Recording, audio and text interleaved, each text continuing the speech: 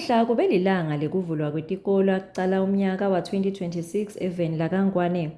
Bafundzi bese babonakala ukuthi bese bakulungele kufundza kanike nebatali babo nabo babalungisele bantfa babo.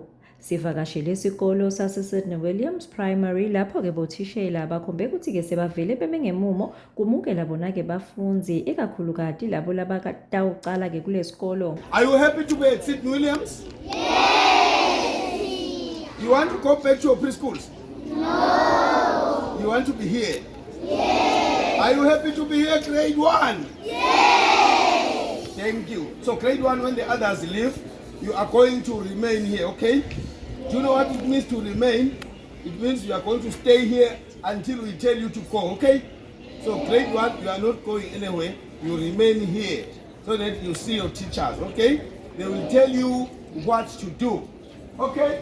Thishela Nhloko wa kule sikolo lo Simon Mamba uvetile ukuthi bona-ke basikolo sase-Sidney Williams kusaqala nje umnyaka sebavele-ke bacalile kufundza. Mamba ukhuthateke bafundzi ukuthi bavele-ke bacale nje kucaleni kutimisela. Thishela Nhloko wa kule sikolo uphindze-ke wacela kubambisana kubatali nabo bothishela. Bafundzi belibanga lekucala grade 1 bakhombe kuhlakanipha lokukhulu njengoba-ke kude lobonakele-ke yakhala kanti nebatali nabo bebakhona kutawusingatha abantfu babo ekuseni kuleli langa lekucala kwenta-ke siciniseko ukuthi konke kuhamba ngendlela lefanele.